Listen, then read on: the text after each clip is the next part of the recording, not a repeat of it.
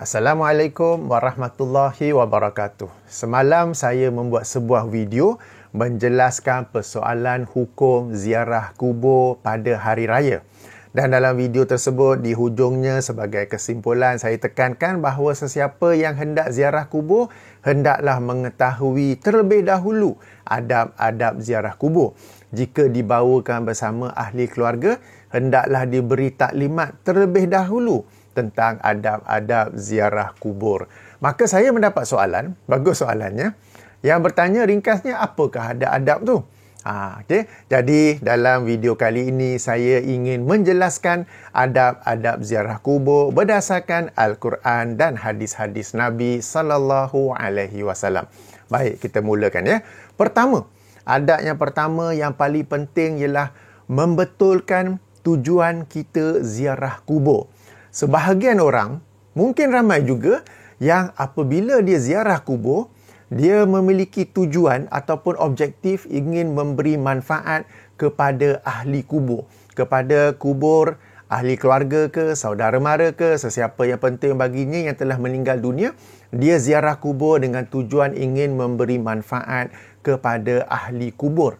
Padahal, apabila Islam menganjurkan kita untuk ziarah kubur, tujuannya ialah untuk memberi manfaat kepada penziarah, bukan kepada yang diziarahi. Kalau kita kaji hadis-hadis Nabi SAW yang menganjurkan kita ziarah kubur, kita akan perhatikan bahawa tujuan ataupun manfaat yang kita dapat daripada ziarah kubur itu ialah untuk mengingatkan kita tentang kematian, mengingatkan kita tentang hari akhirat. Jadi manfaatnya adalah untuk kita. Sebagai contoh, dalam hadis riwayat Imam Al-Hakim dalam Al-Mustadraknya, kitab Mustadraknya, dengan darjatnya Hasan, baginda bersabda yang maksudnya, dahulu aku melarang kalian dari menziarahi kubur. Sekarang, ziarahlah, kerana sesungguhnya ia dapat melembutkan hati kita tau, hati penziarah, hati kita, menitiskan air mata dan mengingatkan kepada hari akhirat. Akan tetapi janganlah kalian berkata-kata dengan perkataan yang keji dan batil. Jadi sekarang Rasulullah SAW menganjurkan kita untuk ziarah kubur. Kenapa? Apa tujuannya? Tujuannya ialah untuk memberi manfaat kepada kita dengan cara melembutkan hati, menitiskan air mata apabila kita mengambil iktibar apa semua tu, dan mengingatkan kita kepada hari akhirat.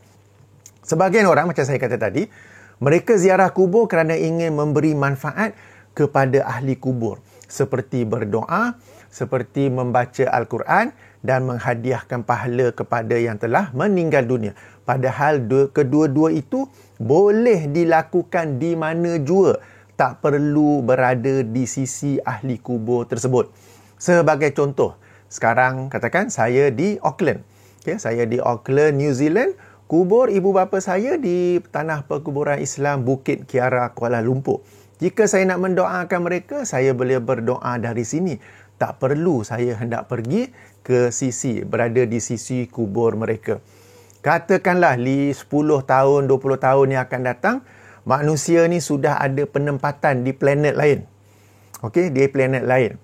Dan jika orang yang berada di planet itu ingin mendoakan kepada ahli keluarganya ke siapa-siapa yang telah meninggal dunia, dia boleh berdoa di planet tersebut. Tak payah naik roket balik semula ke planet bumi dan pergi ke sisi kuburnya untuk berdoa. Jadi kalau nak berdoa, kalau nak baca Al-Quran dan hadiahkan pahala, perkara ini ada khilaf. Jika seseorang itu berpegang boleh dihadiahkan pahala dan ia bermanfaat kepada yang telah meninggal dunia, dipersilakan. Ini khilaf yang muktabar. Dia boleh lakukannya di mana jua. Tak perlu duduk di sisi kubur. Apabila kita ziarah kubur, ingat ya, manfaat yang kita nak capai ialah untuk diri kita. Iaitu apa? Melembutkan hati dan mengingatkan kita kepada hari akhirat. Dalam sebuah hadis lain, mengingatkan kita kepada kematian. Yang ini sangat penting. Sebab bila objektif seseorang itu ziarah kubur ialah untuk memberi manfaat kepada ahli kubur, dia pergi mungkin 10-15 minit di sana, dia balik dengan rasa dia dapat memberi manfaat pada ahli kubur, padahal dia sendiri tidak mengambil manfaat tidak mengambil iktibar daripada ziarah kubur tersebut. Okey, jadi ini poin yang sangat penting. Bila kita dah faham poin ini, maka tak ada urgensi yang katakanlah ibu bapa kita telah pun meninggal dunia, mana-mana daripada ahli keluarga kita telah pun meninggal dunia dan kuburnya agak jauh dari tempat kita. Tak perlulah kita macam terfikir nak kena pergi, nak kena mengharungi traffic jam ke apa ke, sebab kalau nak memberi manfaat kepada ahli kubur, kita boleh melakukannya di mana jua, tak perlu berada di sisi kuburnya. Kalau kita nak mengambil manfaat daripada ziarah kubur untuk kebaikan kita sendiri, kita boleh ambil manfaat daripada mana-mana kubur yang berdekatan. Tak perlu pergi ke kubur di kampung halaman kita. Okey, poin penting ya. Okey, betulkan tujuan ziarah kubur. Betulkan tujuan ziarah kubur. Itu yang pertama. Yang kedua, bila kita dah faham bahawa tujuan ziarah kubur ialah supaya kita dapat mengingati kematian, mengingati hari akhirat, maka mana-mana kubur pun boleh membawa manfaat ini, termasuklah kubur orang bukan Islam, termasuklah kubur orang-orang kafir. Ini kita masuk kepada adab yang kedua ya. Adab yang kedua, yang ini boleh ziarah kubur orang kafir, boleh ziarah kubur orang bukan Islam. Apa dalilnya? Baik, dalam sebuah hadis riwayat Imam Muslim dalam sahihnya ya. Bagi nombor hadis rujukan lanjut, sila rujuk di bahagian description. Okey, ada link tentang apa yang saya sedang baca ini, ada nombor hadis apa untuk rujukan lanjut ya. Jadi dalam sebuah hadis daripada Abu Hurairah radhiyallahu anhu yang bermaksud Nabi SAW pernah ziarah ke kubur ibunya. Lalu baginda menangis dan orang-orang para sahabat ikut sama. Di sekeliling baginda pun turut menangis. Demikian para sahabat ni ya. Semua yang Rasulullah buat, mereka pun buat sama. Kalau Rasulullah buat dan mereka tak cerita, mereka tak buat sama, berarti mereka memang tak buat sama. Sebab sahabat ni, kalau benda tu boleh ikut, mereka akan ikut. Pernah sekali dalam satu solat istisqa untuk minta hujan ya. Nabi SAW selendang yang gantung sini, bagi dia remove, alihkan dari bahu kiri ke kanan atau kanan ke kiri. Yang itu pun para sahabat tengok, dia orang pun buat juga. Kenapa saya nak highlight benda ni? Sebab bila Nabi SAW angkat tangan berdoa dalam banyak suasana, para sahabat tidak cerita, mereka pun turut angkat tangan bersama. Ini dalam bab doa berjemaah. Okey, lari pula tajuk. Okey. Jadi baginda menangis, orang-orang di sekeliling baginda pun turut menangis. Maka baginda bersabda, "Aku pernah meminta izin Tuhanku untuk meminta ampun kepadanya. Namun aku tidak diizinkan." Kenapa tidak diizinkan? Kerana ibu Rasulullah SAW meninggal dunia dalam keadaan kafir. Okey, ayah dan ibu Rasulullah SAW meninggal dunia dalam keadaan kafir. Ini ayah, tentang status ayah dan ibu ni, kalau kita tahu ada perbincangan, ada pihak yang tak setuju. Padahal kalau kita ikut hadis-hadis yang sahih, memang sedemikian. Kenapa tidak diizinkan? Sebab kita memang tidak boleh mendoakan orang kafir yang telah pun meninggal dunia. Kalau yang masih hidup boleh, kita doakan akan dapat hidayah apa semua tu ya. Baik, sambungan. Hadis ni sahih Muslim. Okey. Aku pernah minta izin kepadanya, kepada Allah, untuk ziarah kuburnya, yakni kubur ibuku, dan aku diizinkan. Maka ziarahlah kubur, kerana sesungguhnya ia mengingatkan kalian kepada kematian. Hadis yang tadi, hadis pertama kita baca, ia mengingatkan kita kepada hari akhirat. Hadis kedua ini, sahih Muslim, ia mengingatkan kita kepada kematian. Jadi, dua tujuan yang hampir dekat lah. Jadi sekali lagi, poin penting di sini, ziarah kubur, maka ziarahlah kubur, maknanya anjuran ziarahlah kubur untuk apa? Manfaatnya kepada penziarah, bukan yang diziarahi. Pelajaran lain yang saya nak bawa daripada hadis kedua ini ialah dibolehkan ziarah kubur orang bukan Islam, orang kafir. Okeylah. Kalau kita yang Muslim pergi ziarah kubur orang kafir, nanti jadi aneh lain macam pula kan. Okey, tak apa. Kadang-kadang kita sedang memandu dan kita lalu tepi kubur. kaum Cina ke, India ke, Kristian ke, apa sikap kita? Sebab nampak cross besar-besar ke apa ke kan? Tak, sebenarnya tak payah berhenti ziarah, okey? Sambil kita drive, sambil itu kita boleh ambil iktibar bahawa ia mengingatkan kita kepada kematian, bahawa satu masa nanti kita juga akan mati. Apakah kita sudah membuat persediaan untuk mati? Kerana malaikat maut apabila dia datang jumpa kita, dia tak buat appointment tau. Dia tak bagi notification, dia tak WhatsApp dulu. Dia tak WhatsApp dulu, dia tak buat notification dulu, dia tak bagi can dulu, okey? Jadi tak semestinya nak kena masuk ziarah sambil kita drive. Kadang-kadang kita jumpa macam hotel yang saya duduk sekarang ni. Okey, bagi tuan-tuan dan puan-puan yang biasa ikut video saya di Auckland, New Zealand. Tapi sebelum ni di Auckland hotel lain kan. Itu hotel yang kita sebut quarantine hotel untuk semua airline crew. Okey, ketika New Zealand pun melaksanakan SOP kerana COVID-19, mana-mana syarikat penerbangan, pilot, anak kapal lain semua kena duduk satu hotel yang disebut sebagai quarantine hotel. Kita tidak dibenarkan keluar daripada hotel tersebut. Dan kerana tak dapat keluar, makanan percuma disediakan untuk sarapan, lunch dan juga dinner, ya, makanan yang halal.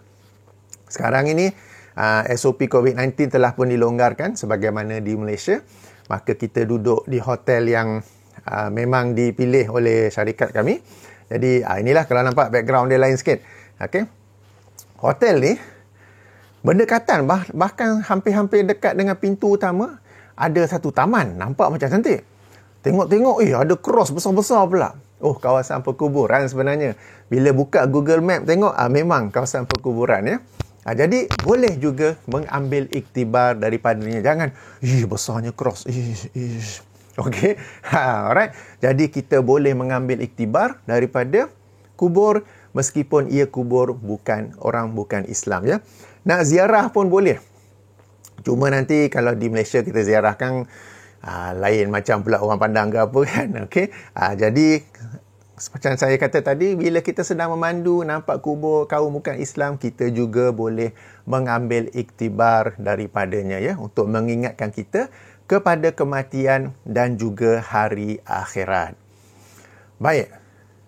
Adab yang seterusnya, tidak melakukan perjalanan jauh untuk ziarah. Kenapa pula tu? Okey. Kalau kita faham bahawa tujuan ziarah kubur ialah untuk memberi manfaat kepada kita dalam konteks ia mengingatkan kita kepada kematian, mengingatkan kita kepada hari akhirat. Mana-mana kubur yang berdekatan sudah cukup untuk mencapai objektif ini. Tak perlu untuk pergi ke mana-mana kubur yang lebih jauh. Okey, dan dalam hari ini memang ada sebuah hadis Nabi SAW, ya, riwayat Imam Al-Bukhari dalam kitab sahihnya, di mana Rasulullah SAW bersabda, la tushaddur rihalu illa ila salasati masajid. Jangan ataupun tidak boleh mempersiap sediakan pelana kecuali ke 3 masjid. Ini terjemahan harfiah. Maksudnya apa? Okey, zaman dulu, zaman Nabi SAW, jika mereka hendak pergi ke tempat yang dekat, macam dari Madinah nak pergi ke Masjid Quba, dekat saja, mereka akan menaiki kenderaan tanpa mempersiapkan pelana ke atasnya. Sebab dekat je, tak apa. Tapi kalau nak pergi jauh, dipersiapkan pelana, alas yang duduk tu kan, dan dengan bekalan apa semua tu, sebab nak pergi perjalanan jauh. Okey, jadi Nabi SAW bersabda, tak boleh mempersiapkan pelana ataupun bersiap sedia untuk satu perjalanan yang jauh kecuali kepada 3 masjid. Yang ni Masjidil Haram, Masjidil Nabi dan juga Masjidil Aqsa. Jadi dimasukkan oleh hadis ini perjalanan untuk ibadah. Kalau perjalanan untuk berniaga dibolehkan, perjalanan untuk berdakwah dibolehkan, perjalanan untuk menuntut ilmu dibolehkan, ya. Jadi ini merujuk pada ibadah. Sebagai contoh masjid kan, mana-mana masjid pun semua sama. Kita semayang di sana, kita iktikaf di sana, pahalanya sama. Hanya 3 masjid ini saja yang kalau kita solat di sana, kita mendapat pahala yang lebih. Demikian juga mana-mana kubur, objektifnya bila kita ziarah, kita akan dapat sama saja. Okey, tak perlu nak pergi jauh-jauh. Apabila ada orang nak pergi kubur yang jauh, maka timbul soalan, kenapa kamu nak pergi kubur yang jauh tu? Apakah kubur yang jauh tu kamu meyakini memiliki satu keutamaan, satu kelebihan, satu keberkatan? Okey. Jadi hadis ini sebenarnya berperanan untuk menutup sebarang pintu-pintu kesyirikan. Sebab sebahagian orang mereka meyakini di sana ada kubur Nabi lah, di sana ada kubur wali lah, di sana ada kubur orang soleh, dan mereka they undertake a journey. Mereka melakukan satu perjalanan jauh semata-mata untuk kubur itu. Dan bila dah sampai di sana, berlakulah perkara-perkara yang dilarang, seperti solat di kubur itu, seperti iktikaf di kubur itu, seperti berdoa kepada ahli kubur. Kadang berdoa kepada Allah juga. Tapi dia berkeyakinan kalau doa di sisi kubur tu, doa dia jadi lagi power. Sebab dia berada di sebelah wali. Okey? Ada juga yang melakukan sembelihan di sisi kubur. Okey? Kalau kita tengok video di YouTube yang tersebar, kadang-kadang apa yang berlaku di Yaman, mereka meyakini kubur Nabi Hud dekat situ. Okey? Jadi mereka pergi perjalanan jauh untuk melakukannya, ya. Saya sendiri, pengalaman saya, pernah 2 penerbangan. Satu ke satu bandar di India, satu bandar di China. Okay, China tu di, saya lupa bandar ada, Xi'an tak silap, yang ada Terracotta Warriors tu. Okay. So dalam salah satu penerbangan banyak tahun yang lalu, saya jumpa sekumpulan umat Islam, 5-6 orang, lelaki semuanya. Dan bila sembang-sembang, bila dah sampai, duk beratur dekat immigration tu untuk cek pasport kan. Jadi kami pilot ada lorong khas. Mereka penumpang kena macam zigzag kan. Jadi bila situ sembang-sembang berkhabar pergi mana ni. So mereka dengan bangga, dengan begitu seronok cerita, kami nak pergi ziarah kubur. Okey, jadi kita pun dekat sini ke? Oh tak, kena naik bas lagi 4-5 jam lagi. So bila tu saya teringatlah hadis ni kan. Tapi sebagai pilot kan, dengan uniform apa semua, kita tak bolehlah pula ceramah. Tak boleh. Balik. Itu perkara yang dilarang dalam agama kan. Kita macam demikian juga di India. Saya lupa bandar mana tu, jumpa orang sembang-sembang gimana nak pergi ziarah kubur. Jadi memang ada umat Islam yang melakukan perjalanan jauh semata-mata untuk ziarah kubur, di mana mereka percaya ahli kubur itu seorang wali ke, seorang soleh ke, seorang nabi ke, macam mana kan, nabi ramai kan. Dan kenapa mereka nak pergi ke sana? Sebab mereka percaya ada keberkatan di sana dan sebagainya ya. Okay. Jadi awal-awal lagi Nabi telah pun larang, tidak boleh melakukan perjalanan jauh, tidak boleh mempersiapkan pelana untuk perjalanan jauh, kecuali kalau nak pergi 3 masjid. Alright, Masjidil Haram, Masjidil Aqsa dan Masjid Nabi SAW. Saya ada video berasingan tentang topik ini yang lebih khusus lagi, tentang macam mana pula kalau seseorang itu dia hendak melakukan satu perjalanan yang jauh, semata-mata nak ziarah kubur Nabi SAW di Madinah. Macam mana pula tu ya? Ada video saya dalam bab itu, saya ada bagi di bahagian description ya, linknya di bahagian description. Baik, jadi ini adabnya, tidak boleh pergi ke, semata-mata nak pergi untuk ziarah ke. Kalau kita balik kampung, tujuan utama nak balik kampung, kebetulan di kampung ada kubur mak dan ayah, tu tak mengapa. Okey, tak mengapa. Sebab yang dimasukkan dia nak pergi tu semata-mata kerana kubur tu. Semata-mata kerana masjid tu. Sebab dia percaya masjid kan, di Malaysia kan kadang-kadang ada masjid yang di situ pun ada kubur. Kan kubur orang soleh, kubur tok guru, kubur tuan guru, apa semua tu. Jadi dia pergi semata-mata kerana masjid itu. Yang itu dilarang oleh Islam. Okey, seterusnya. Adab seterusnya, yang ni telah pun saya kupas sebelum ini, tidak melakukan perayaan di perkuburan ya. Yang ini telah pun saya kupas sebelum ini. Sesiapa yang nak tahu lanjut ataupun terlepas video tersebut, saya ada bagi link di bahagian description. Mana description tu? Okey, exit video ini, tag pada tajuk akan keluar kotak description. Ada beberapa link di sana, silakan menonton ya. Okey.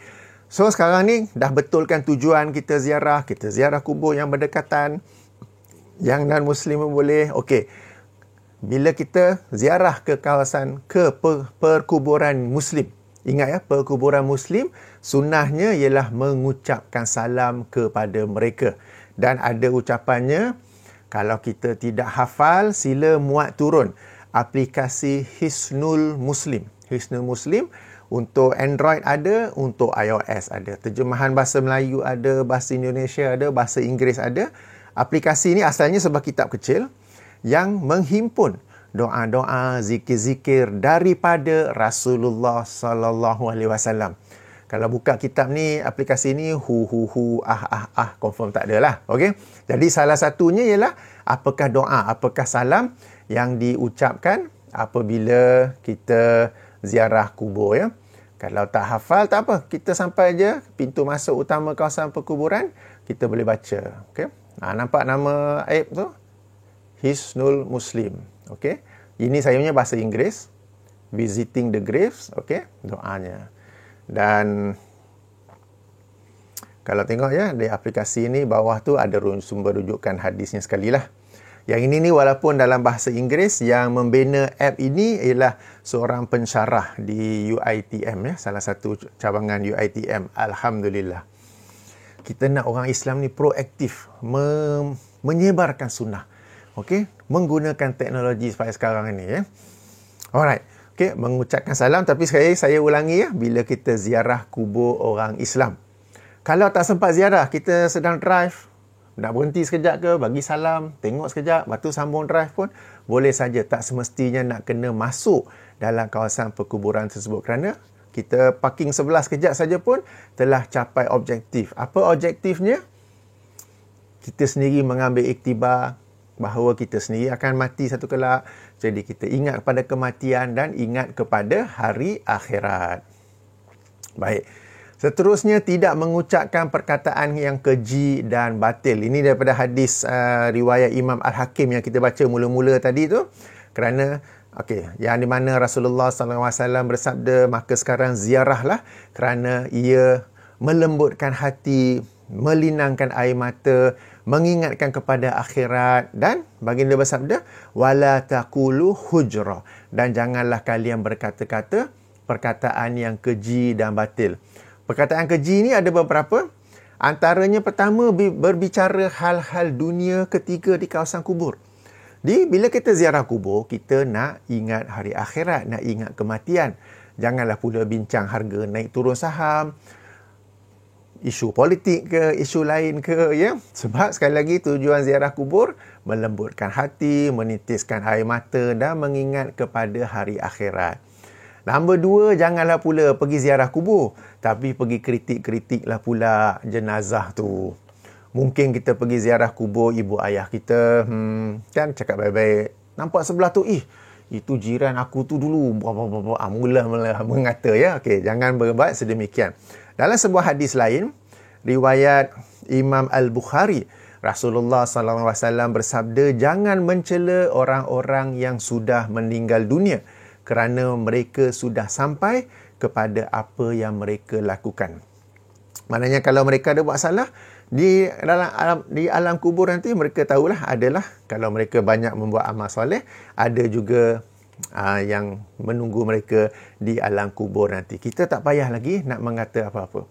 Dan yang ketiga, antara yang masukkan dengan di situ ialah berdoa kepada jenazah, meminta kepada ahli kubur tu. Berdoa kepada ahli kubur dan meminta daripada ahli kubur sekian-sekian hajat, sekian-sekian doa ataupun perlindungan, ya.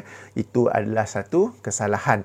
Bahkan jika seseorang itu sedar ia salah, dia nak buat juga, ia termasuk dalam kategori syirik besar. Moga-moga kita, ahli keluarga kita, Allah pelihara daripada perbuatan sedemikian. Tapi itulah, bila seseorang itu, dia pergi ziarah kubur yang jauh-jauh, sampai ke China, sampai ke India, sampai ke Yaman, apa yang dia nak sebenarnya? Okay? Ada keyakinan kalau dia berdoa kepada ahli kubur itu, dia akan mendapat sekian-sekian hajat. Nabi ajar dah, kita boleh doa di mana saja. Kan? Malam 1/3 malam kita boleh berdoa apa, dia tak confident. Dia nak doa tu lebih makbul kalau dia berdoa kepada ahli kubur dan dia kena berada di sisi kubur. Okey, kalau kita berdoa kepada Allah agar Allah ampunkan ibu bapa kita, rahmati ibu bapa kita, kita boleh berdoa di mana jua. Tetapi kalau seseorang itu hendak meminta sesuatu daripada ahli kubur, wahai Tok Guru sekian, bantulah aku dalam masalah ini, dia kena berada di sisi kuburnya tu. Okey, di sisi kuburnya. Sebab tu dia sanggup menjalani perjalanan yang jauh, okey, melakukan perjalanan jauh ke sana. Baik, adab seterusnya, tidak memakai kasut atau selipar. Alright, dalam sebuah hadisnya Nabi SAW bersabda, ini dalam teks yang asal ada teks Arab, tapi untuk mengelakkan panjang sangat, sekarang ni pun dah 25 minit ya, saya baca yang terjemahan saja. Okay, dalam sebuah hadis riwayat Imam Abu Daud dengan darjatnya hasan, Rasulullah SAW pernah menyeru kepada seseorang, wahai pemilik kasut sibtiyah, ini cara kasut tu lah, celakalah engkau, lemparkanlah kasut sibtiyah engkau itu. Maka lelaki itu menoleh, lalu tatkala mengenali yang menegur itu ialah Rasulullah SAW, dia membuka kedua-dua kasutnya dan melemparnya. Okey, jadi bila ke kawasan perkuburan, tak perlu, ataupun kalau tengok lafaz hadis ni macam Nabi betul-betul suruh lempar kan, okey, jangan pakai kasut, jangan pakai selipar. Habis tu macam mana? Kaki ayam lah. Okey, kalau kawasan perkuburan tu batu-batu ke, banyak pokok semalu ke apa ke, tak perlu masuk. Sebab bila kita pergi kawasan kubur ada lorong-lorong je kan, yang mungkin jalannya okey. Tapi bila kita dah dekat tu, macam nak masuk tak apa, berdiri di tepi cukup. Sebab tujuan ziarah kubur ialah mengingatkan kita kepada hari akhirat, kepada kematian, kepada melembutkan hati. Kita berdiri di sisi kubur, maknanya kawasan perkuburan, kita nak masuk macam payah sebab tak pakai selipar. So, nak buka selipar susah pula. Tak apa, berdiri di tepi saja. Tak perlu masuk berdiri di sebelah. Okey. Itu yang adab pertama yang saya tekankan tadi, membetulkan tujuan kita ziarah kubur. Alright. Kalau kita biasa kaki ayam nak jalan apa semua tu, dipersilakan. Sebahagian orang dia tak biasa kaki ayam, dah biasa dengan kasut, dengan sandal ke apa ke. Okey, kena buka. Kalau tak nak buka, tak apa, berdiri di tepi. Kalau nak doakan, persilakan doa. Nak ambil iktibar boleh. Kita tak perlu berdiri di sisi kubur. Katakan kawasan kuburan tu besar, kubur orang yang kita nak ziarah tu tengah-tengah sini, tak apa, kita berdiri di pintu masuk cukup. Dah boleh mendapat manfaat daripada tujuan ziarah kubur itu sendiri. Okey? Payah ni ziarah kubur ni. Sebab ini yang ramai tak tahu. Masuk dengan kasut, masuk dengan selipar kan. Alright, nombor yang seterusnya, tidak solat di kubur. Setakat ni okey ke? Alright. Siapa yang tak sempat catat ke, rasa banyak sangat ke, tak apa. Apa yang saya sedang baca sekarang ni, link ataupun pautannya ada di bahagian description untuk tuan-tuan dan puan-puan rujuk lanjut, ulang kaji balik ya. Tidak solat di kubur, adab seterusnya. Okey, memang tak solat pun, tak kena bagi tahu sebab kadang-kadang ada juga yang hendak solat di kubur. Salah tu ya. Alright, baginda Nabi SAW bersabda, ij'alu fi buyutikum min solatikum wala tattakhizuha kubura. Jadikanlah di rumah-rumah kalian sebahagian daripada solat-solat kalian, dan janganlah menjadikannya di kubur. Okey, jadikanlah rumah kalian sebahagian. Kenapa sebahagian? Sebab bagi lelaki, solat fardu di masjid atau surau, solat-solat sunat itu yang dianjurkan di rumah. Okey, jadi jadikan rumah kita tempat laksanakan solat. Yang ini sebahagian, amanah yang sunat. Yang fardu di masjid surau, kecuali hari hujan lebat atau akan hujan lebat. Atau kalau ikut kias kepada apa-apa halangan lain yang munasabah. Alright. Dan jangan jadikan kubur ni sebagai tempat solat. Alright. Demikian juga jangan solat menghadap kubur ya. Baginda bersabda, la tajlisu ala kuburi wala tusallu ilaiha. Jangan kalian duduk di atas kubur dan jangan solat kepadanya. Pengecualian dua ya. Masjid Nabi di Madinah. Okey, disebabkan projek expansion dulu, pembesaran masjid, kubur Nabi SAW dan juga Abu Bakar dan juga Umar yang dulunya berada di luar masjid sebab dalam rumah Aisyah radhiyallahu anha. Tetapi bila dibesarkan masjid, rumah yang ada 3 kubur yang mulia tersebut telah termasuk dalam kita panggil wilayah masjid ataupun sempadan masjid. Itu sesuatu yang tak dapat dielakkan, maka dimaafkan kerana sesuatu yang tidak dapat dielakkan. Okey, itu yang pertama. Yang kedua, yang dilarang di sini ialah solat biasa di mana adanya rukuk dan adanya sujud. Kalau solat jenazah boleh. Sebab solat jenazah tak ada rukuk, tak ada sujud. Dalam beberapa hadis, Nabi SAW sendiri pernah solat jenazah di kubur apabila ada orang meninggal. Lalu baginda tidak tahu tentangnya. Esok baru tahu ataupun baginda musafir balik baru tahu. Baginda terus ke kubur dan solat jenazah di sana. Solat jenazah dibolehkan di sisi kubur. Kenapa? Sebab solat jenazah tidak ada rukuk, tidak ada sujud. Solat yang biasa, solat sunat ke solat apa ke, tidak boleh di kubur. Tidak boleh di kubur, tidak boleh menghadap kubur. Kenapa? Kerana dalam solat biasa adanya posisi rukuk, adanya posisi sujud. Kita umat Muhammad sallallahu alaihi wasallam dilarang sujud kepada sesama manusia. Okey? Bagi umat terdahulu dibolehkan sujud apa yang disebut sebagai sujud penghormatan. Sebagaimana dalam kisah surah Yusuf kan, surah Yusuf kan. Okey, boleh sujud. Sujud ta'zim dinamakan, sujud penghormatan dibolehkan. Tetapi bagi umat Muhammad, kita syariat Muhammad sujud penghormatan tidak ada lagi. Sujud ibadah memanglah confirm tak boleh ya.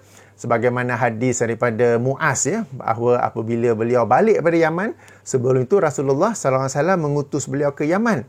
Apabila beliau balik, jumpa Rasulullah terus dia macam nak sujud. Lalu Rasulullah bertanya, apa ni? Kenapa ni?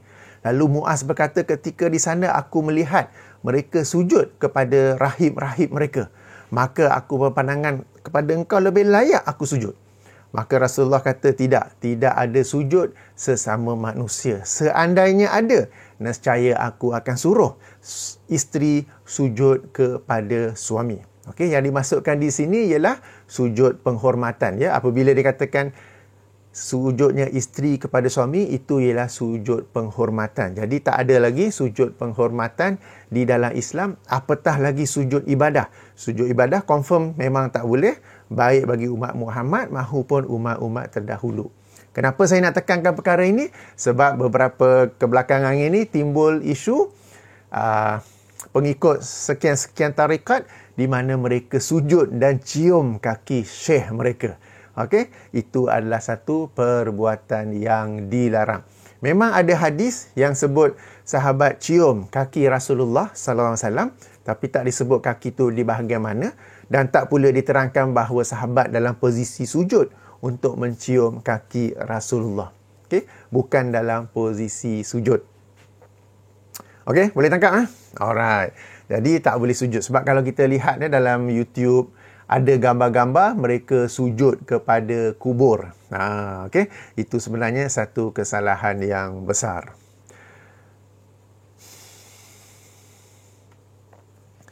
InsyaAllah jika kesempatan nanti, insyaAllah saya akan buat pula video tentang larangan-larangan apabila ziarah kubur. Okey, larangan-larangan ya. Di sini saya dah sentuh sikit-sikit, tapi insyaAllah saya akan buat lebih besar lagi supaya kita dapat faham.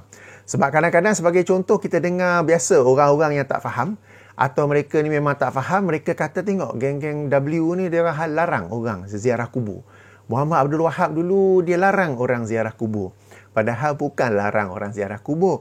Larang orang buat perkara-perkara yang memang dilarang oleh Rasulullah SAW apabila ziarah kubur. Ziarah kubur secara umumnya memang dianjurkan kecuali dalam beberapa kes apabila seseorang itu melakukan perkara-perkara yang dilarang. Kena bezakan. Kita dalam memahami Islam, perbincangan kita kena bijak. Jangan kita jadi macam blur-blur lalu kita pun terikut dengan orang-orang yang entah-entah mereka tu memang blur atau sengaja blur kerana mereka nak memanfaatkan orang yang jenis memang blur ni. Okey, alright, adab seterusnya. Yang ini susah sikit ni sebab kebiasaan masyarakat kita ya, tapi nak tak nak kena sampaikan. Dalam sebuah hadis riwayat Imam Muslim dalam kitab sahihnya, Rasulullah sallallahu alaihi wasallam bersabda, "La taj'alu buyutakum maqabir. Inna syaitana yanfiru minal baitil lazi tuqra'u fihi suratul Baqarah." Janganlah kalian menjadikan rumah-rumah kalian tempat perkuburan. Sesungguhnya syaitan lari daripada rumah yang di dalamnya dibacakan surah Al-Baqarah. Okey, bila tuan-tuan puan-puan dengar hadis ni agak-agak apa yang faham? Okey. Jangan jadikan rumah-rumah kalian seperti perkuburan. Apa maksud jangan jadikan rumah tu sebagai kubur? Okey.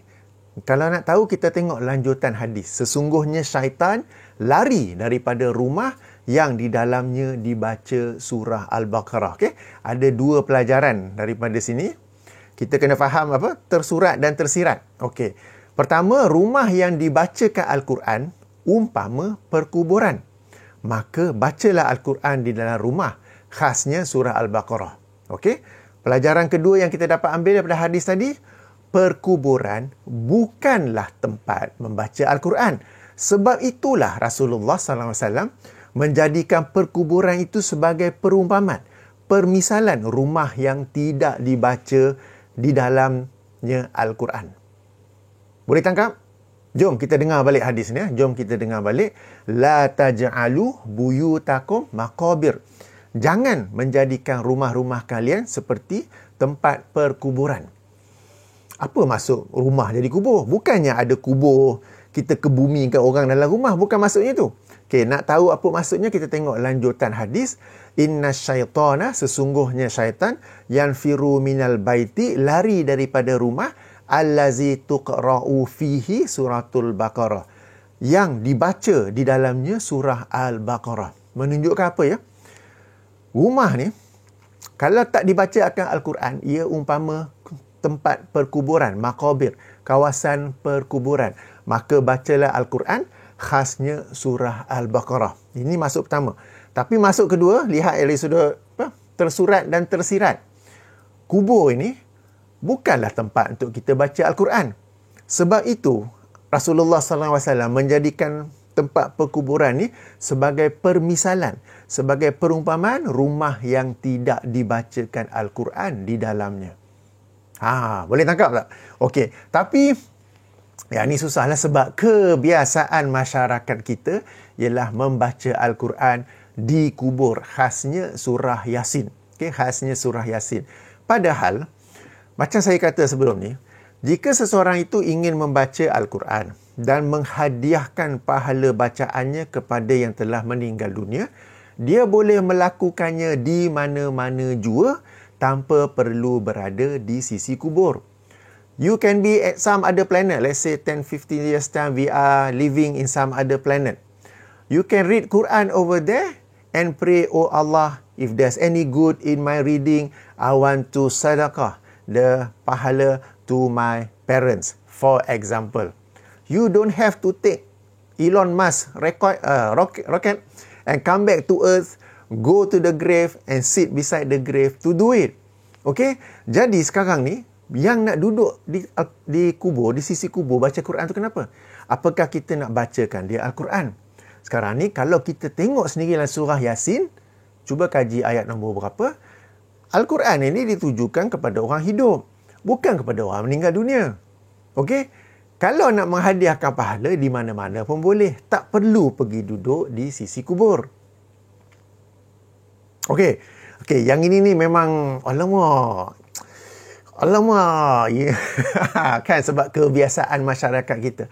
Kebiasaan yang sebati sehingga disangkakan ini memang sesuatu yang betul dibuatkan. Sebab, aku pergi kubur, semua buat . Yang ustaz pun buat ni apa semua tu. Okay? Ingat hadis tadi tu ya. Baik. Dalam isu ini, dalam topik ini, membaca Al-Quran di kubur, saya akui memang ada perbincangan yang banyak di kalangan para ulama. Okay? Antara yang kata boleh dengan tidak boleh. Di bahagian description, saya ada sertai sebuah artikel yang bagus yang membicarakan isu ini dengan mendalam. Lebih kurang 70 muka surat ya. membicarakan perkara ini, sila baca untuk mengetahuinya secara lebih lanjut. Tapi kalau malas baca, sebab itu artikel ilmiah dengan nota kaki, dengan apa semua tu, saya ajak tuan-tuan dan puan-puan berfikir, okey, kita dah biasa baca Quran di kubur.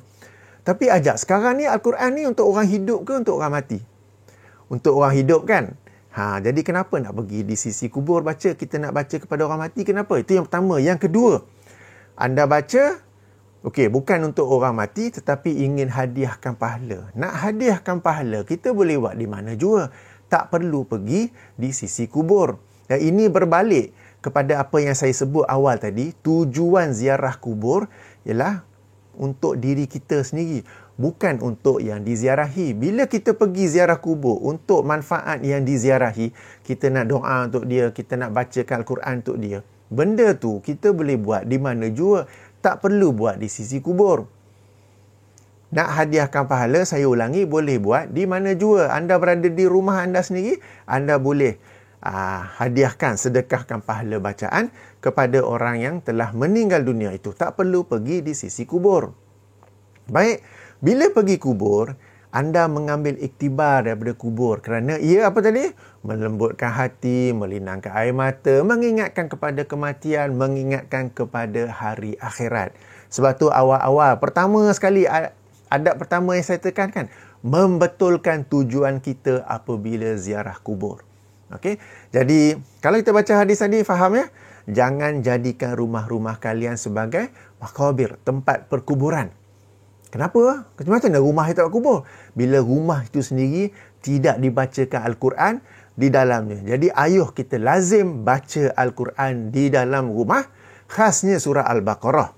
Dan daripada hadis itu juga tersirat kefahaman yang lain apabila Rasulullah berkata sedemikian, menunjukkan kawasan perkuburan ni memang pada asalnya, it is not meant to be a place for you to read the Quran. That's why Rasulullah use it as an example. If you don't read the Quran in your house, is it as if a graveyard area? Okay, dah banyak kali saya ulang ya. Okay, boleh faham? Alright. Adab seterusnya, tidak melakukan penyembelihan di kubur. InsyaAllah ada siapa yang buat kan?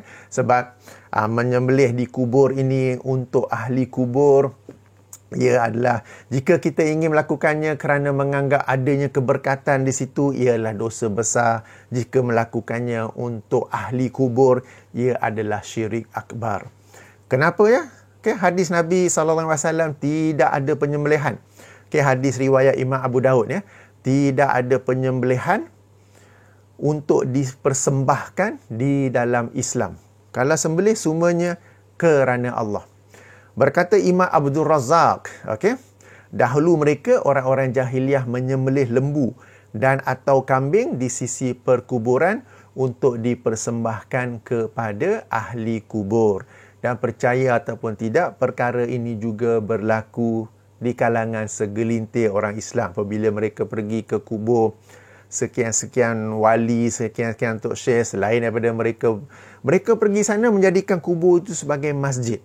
Mereka solat di sana, mereka sujud kepada ahli kubur, mereka iktikaf di kubur itu, di kawasan kelilingnya. Sebab tu kita tengok sebagai kubur tu ada binaan cantik, ada tempat nak relax apa semua. Mereka iktikaf di sana sebagaimana masjid, dan mereka juga melakukan sembelihan di sana.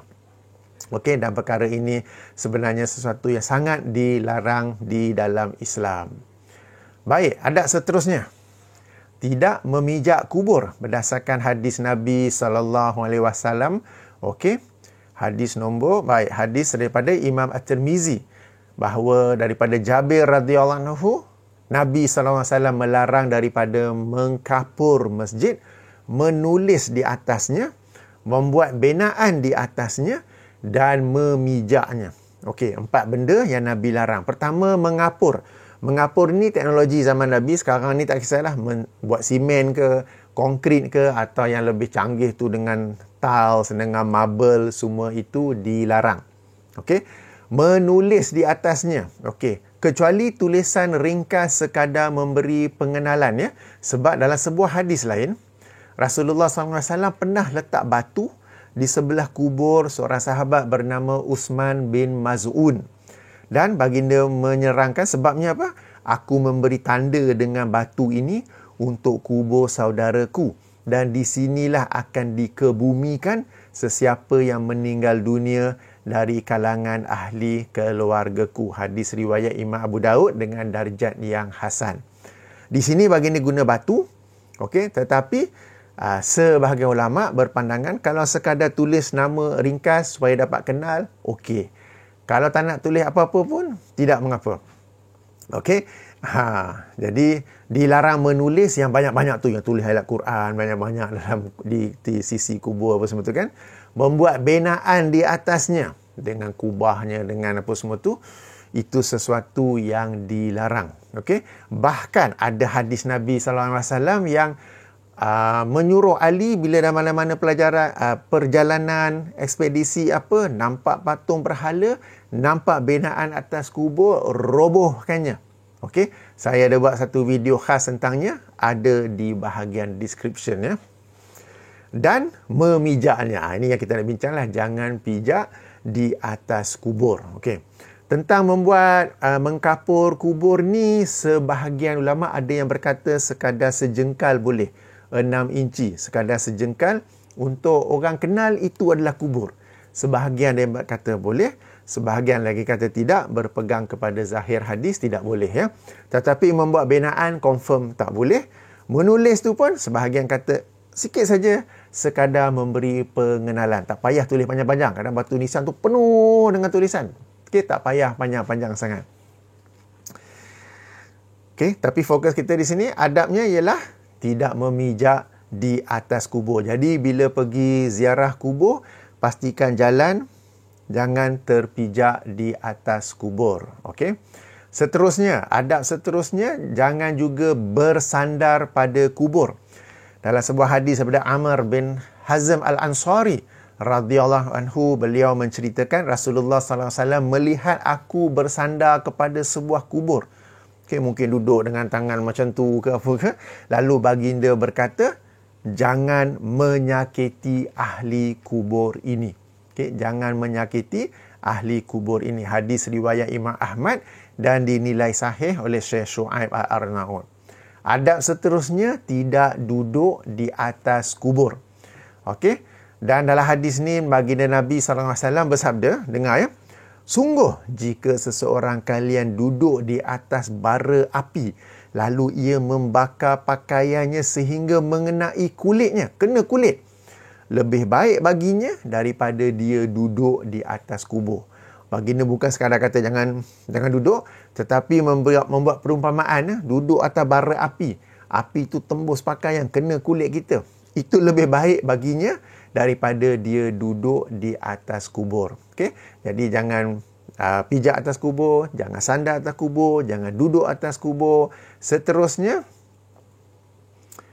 okey, bila duduk, maksudnya di sini duduk setepat di atas kubur. Jika di tepi, tidak mengapa. Bila kita tahu di bawah tu memang tak ada kubur ya. Sebab Rasulullah SAW sendiri dalam sebuah hadis daripada Anas bin Malik ya, kami menyaksikan kematian puteri Rasulullah SAW, yakni Ummu Kalsum ya, Ummu Kalsum.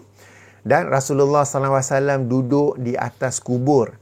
Maka aku melihat kedua-dua matanya menitiskan air mata. Okey, jadi duduk atas kubur ni berarti di sisi, bukannya tepat di atas kubur. Rasulullah SAW masa hayatnya Allah mengambil 6 orang anaknya. Okey, 6 orang anaknya. Boleh tahu tak siapa 6 tu? Okey. Satu saja yang Rasulullah meninggal, beliau masih hidup, iaitu Fatimah. Jadi tuan-tuan dan puan, apabila kita baca hadis-hadis Nabi suruh bersabar, jangan kata, alah ini senang cakap, tak tahu ujian macam mana. Dia tak melalui ujian yang aku lalui. Bila Rasulullah SAW menerangkan kita tentang sabar, tentang redha, tentang takdir Allah apa semua, he is the person that really understood it. He is the person that really melaluinya ya. 6 orang anaknya meninggal dunia ketika baginda masih hidup. Okay, tahu sirah kan siapa 6 tu? Saya tak nak sebut. Demikian besarnya ujian Allah kepada Rasulullah sallallahu alaihi wasallam. Kita ni kadang ujian sikit saja sudah Okey. Dan seterusnya, ini adab seterusnya tidak membuang hajat di perkuburan.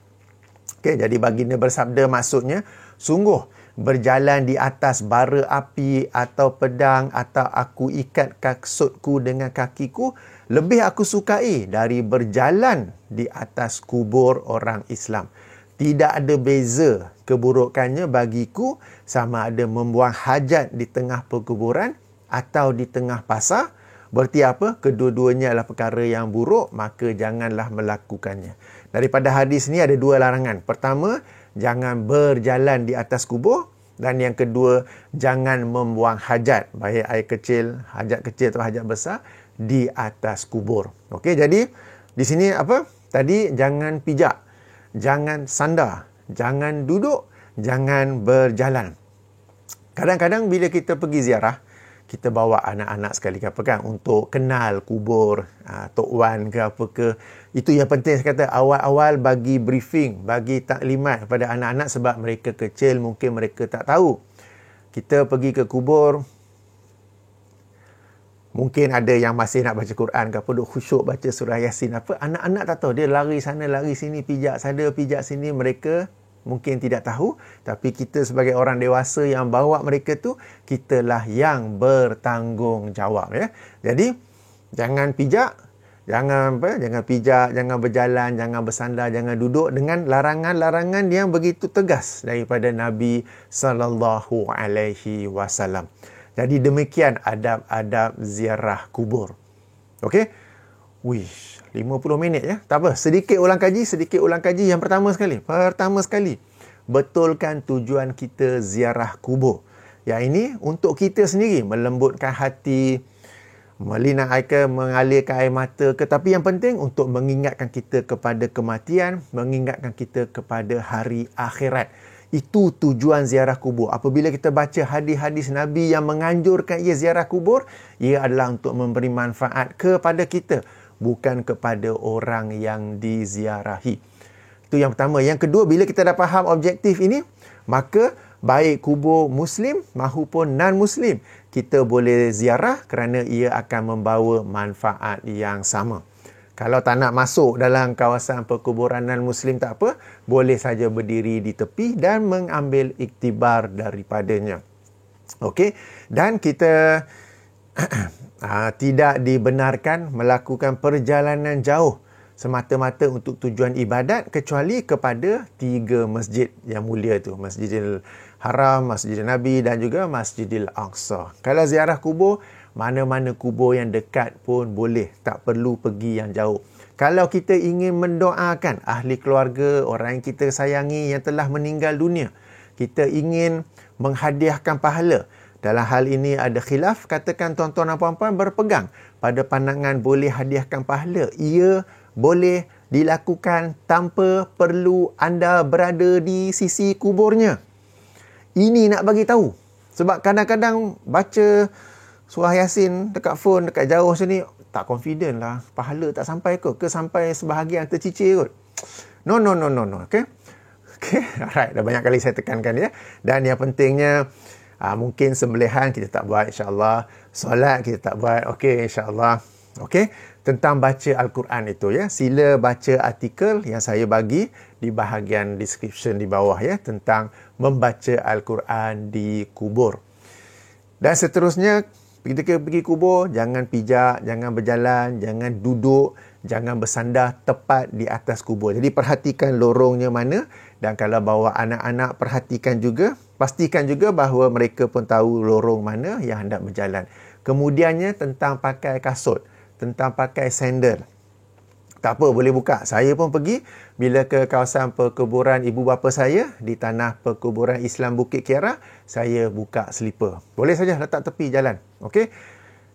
Okey, jadi itulah, moga-moga bermanfaat. Dah nak sejam ya, panjangnya cerita. Tak apa. Okey. Subhanakallahumma wa bihamdika asyhadu an la ilaha illa anta astaghfiruka wa atubu ilaika. Assalamualaikum warahmatullahi wabarakatuh.